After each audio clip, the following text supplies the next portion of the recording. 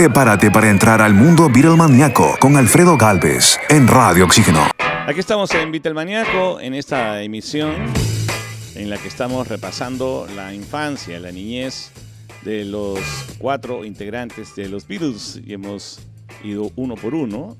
El día de hoy le toca a George Harrison. Hemos hablado en la primera intervención también de esta confusión en el día de su cumpleaños, ¿no? 25 de febrero usualmente, y cuando tenía casi 50 años George se dio cuenta que había nacido el 24, no el 25, ¿no? Pero ya queda como una anécdota.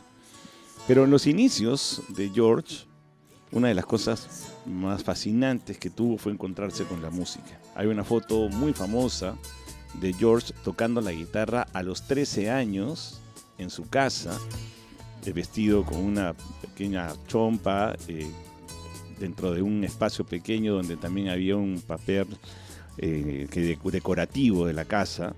Y ahí él escuchaba a Elvis, a Carl Perkins, a gente del rock and roll norteamericano, a Chuck Berry, que fueron los grandes motivadores de que él se acercara a la guitarra.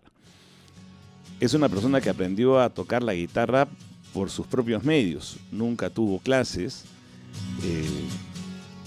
Según cuentan, se encerraba en su dormitorio de manera callada, como ha sido toda su vida, durante varias horas a ensayar y ensayar y ensayar.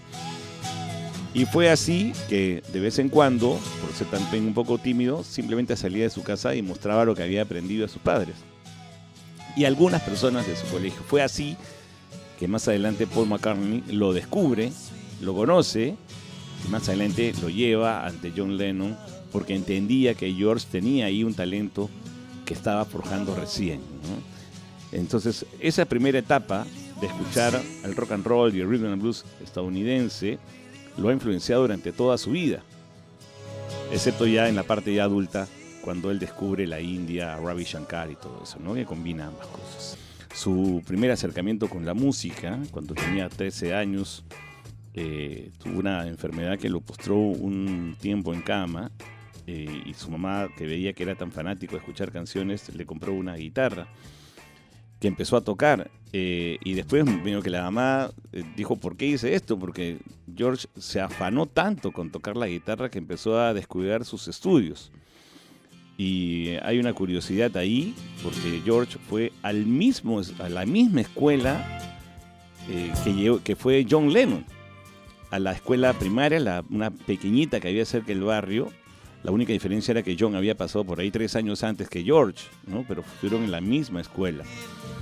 Cuando George empieza a dominar ya el arte de la guitarra, decide que eso es algo que quiere hacer y habla con uno de sus hermanos, eran 4, y forman una pequeña banda que se llamaba The Rockets, que no tuvo, por supuesto, ningún otro objetivo más que simplemente entretenerse entre los amigos del barrio. Y cuando George subía al bus que los llevaba después ya a la escuela un poco mayor y que conoce a Paul McCartney, empiezan a hablar de música, empiezan a hablar de canciones, empiezan a hablar de guitarras. Y ahí es que se presenta el germen de lo que más adelante sería el encuentro de George con John Lennon. George aprendió a tocar la guitarra cuando tenía 13 años, era muy fanático del folk americano, del rhythm and blues, del rock and roll. Las grandes figuras estadounidenses eran sus ídolos mayores. Al volverse autodidacta con la guitarra, empezó a descuidar un poco los estudios, cosa que su mamá le puso ahí un pare, pero él no pudo más con el tema de lo que amaba la música, ¿no? Formó una banda con su hermano inicialmente. Cuando esa guitarra que su mamá le había comprado ya le quedó muy chiquita, se compró una guitarra Hofner President. Hofner, la misma marca del bajo de Paul. Y después ya, con el conocimiento que tenía, conoció a Paul McCartney, porque iban en el mismo bus que los llevaba al colegio, por más que tenían un año de diferencia, y ahí hablaron de música, hablaron de guitarras, y llegó el gran día en el que todavía George, siendo prácticamente un niño de 15 años, termina conociendo a John y a Paul McCartney, y la historia ahí empieza a contarse a partir de ahí.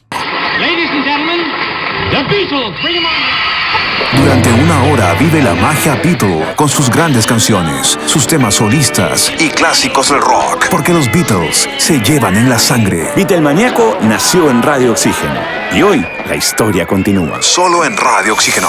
Respiramos buena música.